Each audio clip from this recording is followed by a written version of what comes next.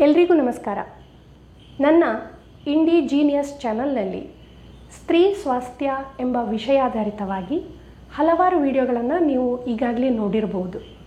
ಅನುಭವಿ ಸ್ತ್ರೀ ಹಾಗೂ ಪ್ರಸೂತಿ ತಜ್ಞೆ ಅಲ್ಲದೆ ಆಯುರ್ವೇದ ಮತ್ತು ಮನೆಮದ್ದುಗಳ ಆಳವಾದ ತಿಳುವಳಿಕೆ ಇರುವಂತಹ ಡಾಕ್ಟರ್ ಸಾವಿತ್ರಿ ದೈತೋಟ ಅವರು ಸ್ತ್ರೀಯ ಜೀವನದಲ್ಲಿ ಬರುವಂತಹ ಅನೇಕ ಸಂಶಯಗಳು, ಸಮಸ್ಯೆಗಳು, ಅದಕ್ಕೆ ಪರಿಹಾರಗಳು ಇತ್ಯಾದಿಗಳ ಕುರಿತು ಮಾತನಾಡಿದ್ದಾರೆ.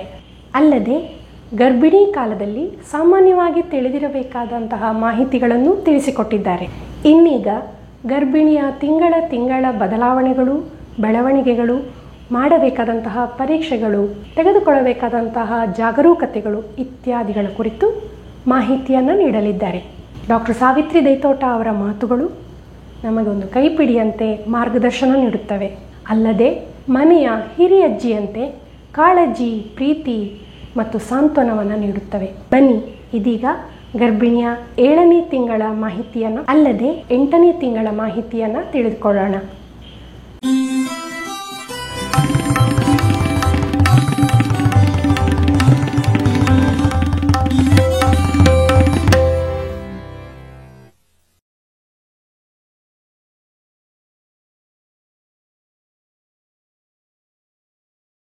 ಈಗ ನಾವು 28ರಿಂದ 32 ಹಾಗೆ 32ರಿಂದ 36 ವಾರಗಳ ಬೆಳವಣಿಗೆ. ಅದು ಹೇಗೆ ಅಂದರೆ, ಇಲ್ಲಿವರೆಗೆ ಮಗುವಿಂದು ಬೇರೆ ಬೇರೆ ಬೆಳವಣಿಗೆಗಳು ಬೇರೆ ಬೇರೆ ಸಮಯದಲ್ಲಿ ಆಗ್ತಾಯಿತ್ತು. ಈಗ ಮಗು ತನ್ನ ಆಹಾರ ಸೇವನೆ ಮತ್ತು ಉಸಿರಾಟ ಎರಡನ್ನು ಬಿಟ್ಟರೆ ಬಾಕಿ ಎಲ್ಲ ಕ್ರಿಯೆಗಳನ್ನು ನಡೆಸಲಿಕ್ಕೆ ಶುರು ಮಾಡಿ ಆಯಿತು. ದೇಹ ಎಲ್ಲ ಭಾಗ ಬೆಳವಣಿಗೆ ಅದಕ್ಕೆ ಆಯಿತು. ಇನ್ನೂ ಅದಕ್ಕೆ ಬೆಳವಣಿಗೆ ಏನು ಅಂತ ಹೇಳಿದರೆ ತೂಕ ಮತ್ತು ಸೈಜು ಹೆಚ್ಚಾಗ್ತಾ ಹೋಗ್ತದೆ.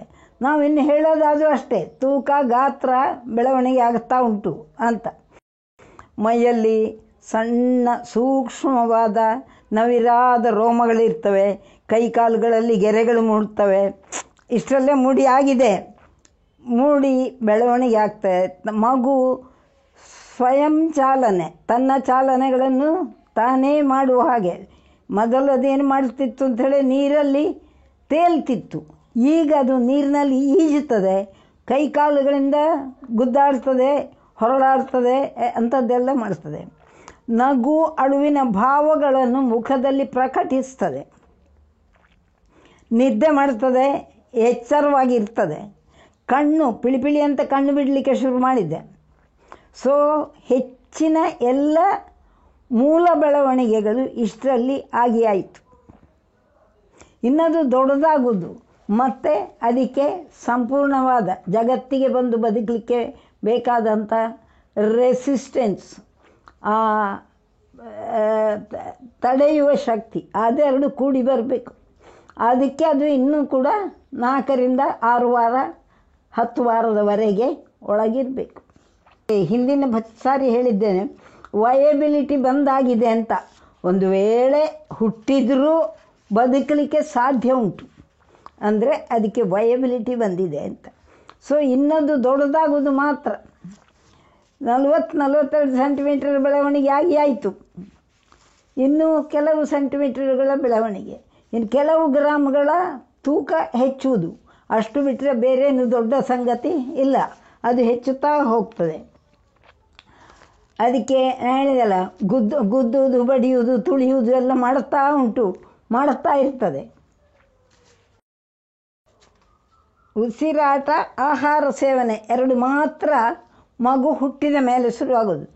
ಮೊದಲನೇದಾಗಿ ಅಳುವಾಗ ಅದರ ಉಸಿರಾಟ ಶುರು, ಆಹಾರ ಆಮೇಲೆ. ತತ್ವ ಏನಂದರೆ, ಹುಟ್ಟಿದ ಮೊದಲ 24 ಗಂಟೆಗಳಲ್ಲಿ ಮಗುವಿಗೆ ಆಹಾರ ಬೇಕಾಗುವುದಿಲ್ಲ ಅಂತ.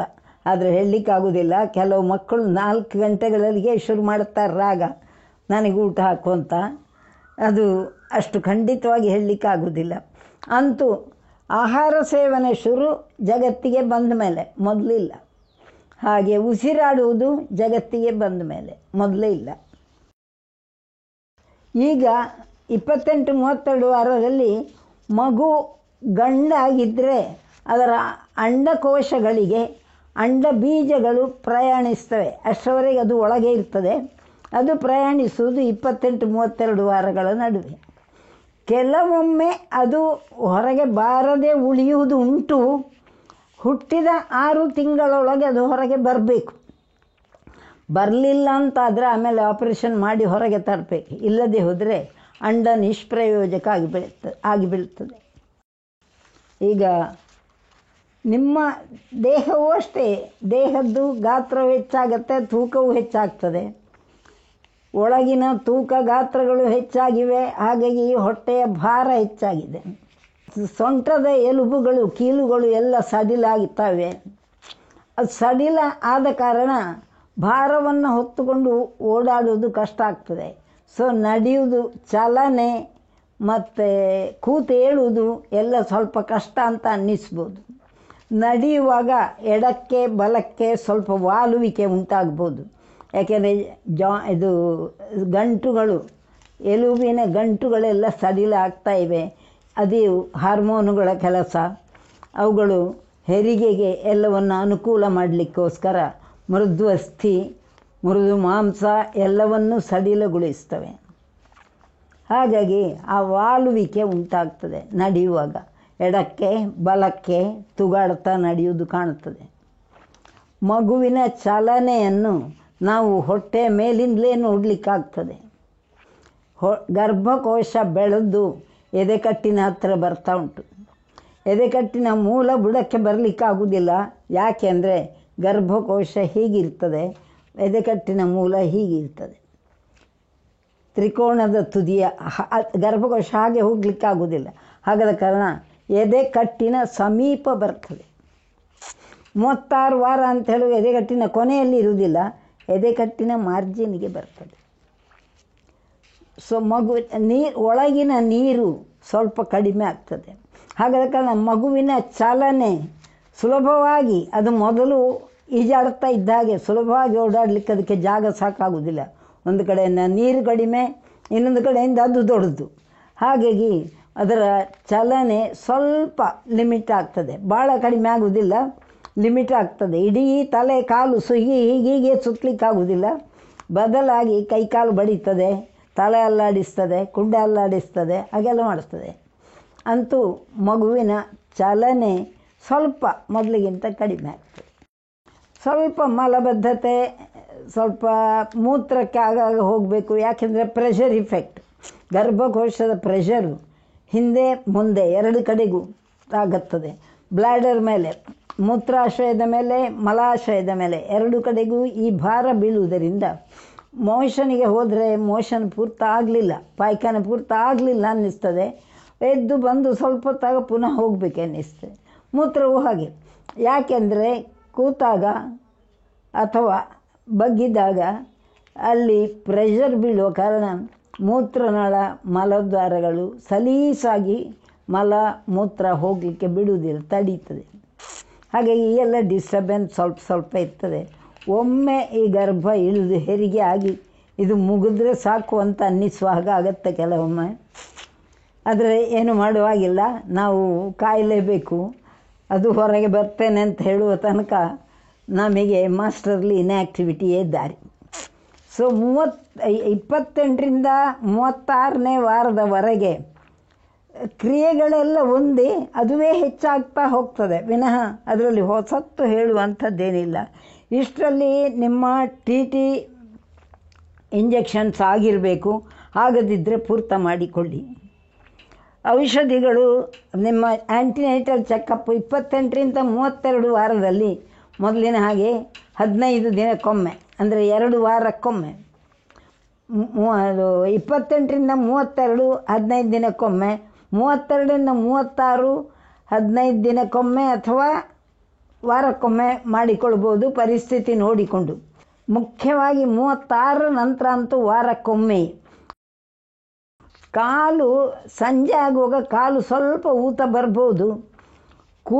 ಕಾಲು ಕೆಳಗೆ ಬಿಟ್ಟು ಕೂತ್ಕೊಂಡ್ರೆ ಪಾದ ಊದ್ಬೋದು, ಅಥವಾ ನಡೆದಾಡ್ತಾ ಇದ್ದರೂ ಕೂಡ ಸಂಜೆ ಹೊತ್ತಿಗೆ ಕಾಲು ಗಂಟುಗಳು ಸ್ವಲ್ಪ ಊದಿಕೊಳ್ಬೋದು. ಇದೊಂದು 4-6 ಗಂಟೆ ವಿಶ್ರಾಂತಿ ಅಂದರೆ ಕೂತ್ಕೊಳ್ಳುವುದಲ್ಲ, ಮಲಗಿ ಕಾಲೆತ್ತರದಲ್ಲಿಟ್ಟು ಮಲಗಿದ್ದು ಮಾತ್ರ ನಮಗೆ ವಿಶ್ರಾಂತಿ ಅಂತ ಲೆಕ್ಕ. ಆ ವಿಶ್ರಾಂತಿ ಮಾಡಿದಾಗ ಅದು ಕಡಿಮೆ ಆಗ್ತದೆ. ಈಗ ರಾತ್ರಿ ಮಲಗಿದರೆ ಬೆಳಗ್ಗೆ ಏಳುವಾಗ ಊತ ಇರುವುದಿಲ್ಲ. ಅದು ಸಹಜ. ಪ್ರೆಷರ್ ಇಫೆಕ್ಟ್, ಭಾರಕ್ಕೆ ಒತ್ತಡಕ್ಕೆ ಬರುವಂಥ ಎಡಿಮ ಊತ ಅದು ಕಡಿಮೆ ಆಗ್ತದೆ. ಹೆರಿಗೆ ಆದಮೇಲೆ ಅದು ನಿಲ್ಲುವುದಿಲ್ಲ, ಹೋಗ್ತದೆ. ಸ್ವಲ್ಪ ಉದಾಸೀನ, ನಿದ್ದೆ ಬರುವಾಗುವುದು ಬರ್ಬೋದು. ಇನ್ನೊಂದು ಪಾಯಿಂಟ್ ಏನಂದರೆ, ಸ್ವಲ್ಪ ತಿಂದರೂ ಹೊಟ್ಟೆ ತುಂಬಿದಾಗ ಆಗತ್ತೆ, ಸ್ವಲ್ಪ ಹೊತ್ತಾಗುವಾಗ ಹಸಿವಾಗ್ತದೆ, ಯಾಕೆಂದರೆ ಖಾಲಿ ಆಗ್ತದೆ. ಅದಕ್ಕೆ ಎಡೆಯಲ್ಲಿ ಒಂದು ಏನಾದರೂ ಹಾಲು ಅಥವಾ ಹಾಲಿನ ತಯಾರಿ ಅಥವಾ ಒಂದು ಸ್ನ್ಯಾಕ್ಸ್ ಲೈಟಾಗಿ, ಅದು ಮಿತವಾಗಿ ಏನಾದರೂ ಆಹಾರ ತೆಕ್ಕೊಳ್ಬೋದು. ಒಂದು ಹಣ್ಣು ಅಥವಾ 1-2 ಬಿಸ್ಕತ್ತು ಹೀಗೇನಾದರೂ ಎಡೆಯಲ್ಲಿ ತೆಕ್ಕೊಳ್ಬೋದು. ಯಾಕೆಂದರೆ ಭಾಳ ಬೇಗ ಹೊಟ್ಟೆ ತುಂಬೋ ಕಾರಣ ಸಾಕಷ್ಟು ಆಹಾರ ಸಿಕ್ಕುವುದಿಲ್ಲ. ಬಾಕಿ ಇದ್ದಂತೆ ನಿಮ್ಮ ವ್ಯಾಯಾಮ, ವಾಯುವಿಹಾರ, ಉಸಿರಾಟಗಳು, ಅದೇ ಪ್ರಾಣಾಯಾಮ ಏನು ಮಾಡುತ್ತಿರೋ ಇದು ಅದೆಲ್ಲ ಯಥಾ ಪ್ರಕಾರ, ಆಹಾರಾಭ್ಯಾಸಗಳು ಇದೆಲ್ಲ ಯಥಾ ಪ್ರಕಾರ ನಡ್ಕೊಂಡು ಹೋಗಬೇಕು, ಯಾವುದನ್ನು ಬಿಡಬಾರ್ದು. ಮತ್ತು ಇನ್ನೊಂದು ವಿಚಾರ ಏನಂತ ಹೇಳಿದ್ರೆ, ನಿಮ್ಮ ವೈದ್ಯರು, ನಿಮ್ಮ ಆಸ್ಪತ್ರೆ, ನಿಮ್ಮ ದಾದಿ ಆಸ್ಪತ್ರೆಯಲ್ಲಿದ್ದವರು ಸಿಗ್ತಾರೆ ಯಾರಾದರೂ, ಆದರೆ ವೈದ್ಯರು ಆಸ್ಪತ್ರೆ ಎಲ್ಲ ನೋಡಿಕೊಂಡು ನಿಶ್ಚಯ ಮಾಡಿ.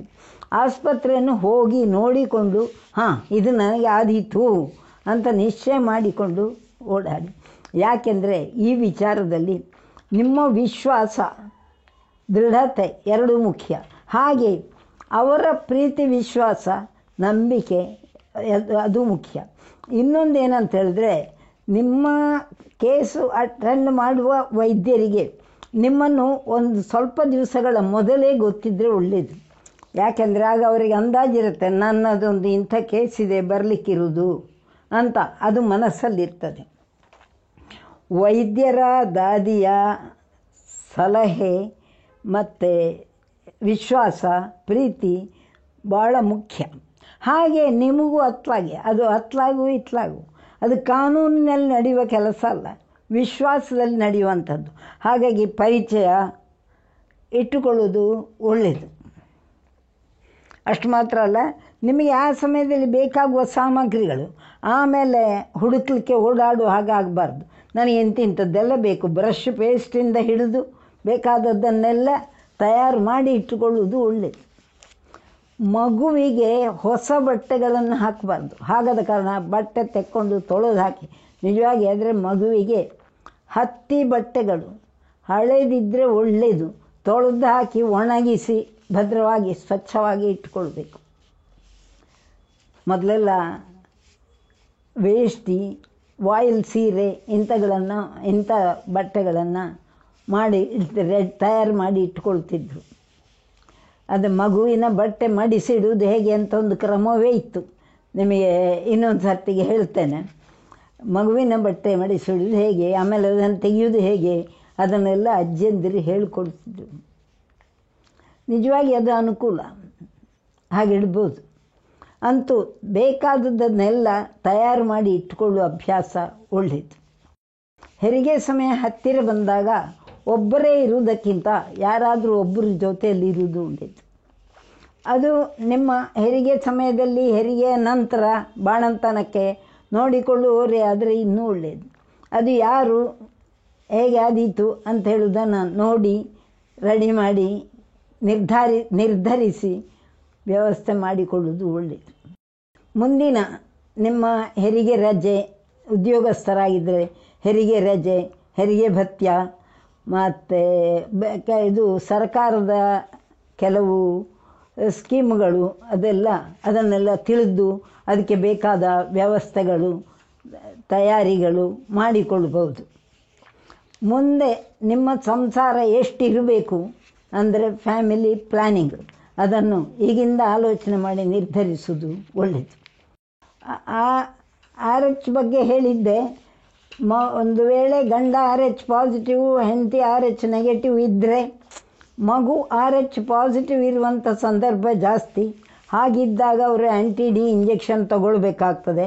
ಆ್ಯಂಟಿ ಡಿ ಇಂಜೆಕ್ಷನ್ ಸ್ವಲ್ಪ ಕಾಸ್ಟ್ಲಿ, ಹಾಗಾಗಿ ಅದನ್ನು ಕೂಡ ಆ ಖರ್ಚಿನಲ್ಲಿ ಅದನ್ನು ಸೇರಿಸಿಕೊಳ್ಳುವುದು ಒಳ್ಳೆಯದು.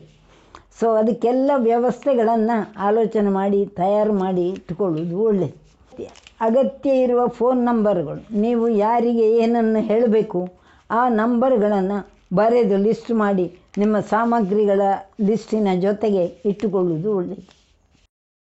ಹಾಲು ಕಷಾಯಕ್ಕೆ 28ರಿಂದ 32ರಲ್ಲಿ ಯವಧಾನ್ಯ. ಯವಧಾನ್ಯ ಅಂತ ಹೇಳೋದು ಗೋಧಿ ಥರದ ಇನ್ನೊಂದು ಧಾನ್ಯ. ಕೆಲವು ಜನ ಯವದ ಬದಲಿಗೆ ಗೋಧಿಯನ್ನೇ ಉಪಯೋಗಿಸೋದುಂಟು, ಹಾಗೂ ಮಾಡ್ಬೋದು. ಆದರೆ ನಿಜವಾಗಿ ಯವಧಾನ್ಯ ಅಂತ ಹೇಳೋದು ಗೋಧಿಯ ಹಾಗೆ ಇರುವ ಇನ್ನೊಂದು ಧಾನ್ಯ. ಗ್ರಂಥಿಗೆ ಅಂಗಡಿಯಲ್ಲಿ ಸಿಗುತ್ತೆ. ಅದನ್ನು ಹಾಲು ಕಷಾಯಕ್ಕೆ 28ರಿಂದ 32ನೇ ವಾರಕ್ಕೆ, ಅದು 32ರಿಂದ 36ನೇ ವಾರಕ್ಕೆ ಪೆರುಂಕುರುಂಬೆ, ಅದು ನಮ್ಮ ಇಲ್ಲಿ ಸಿಕ್ಕುವುದಿಲ್ಲ.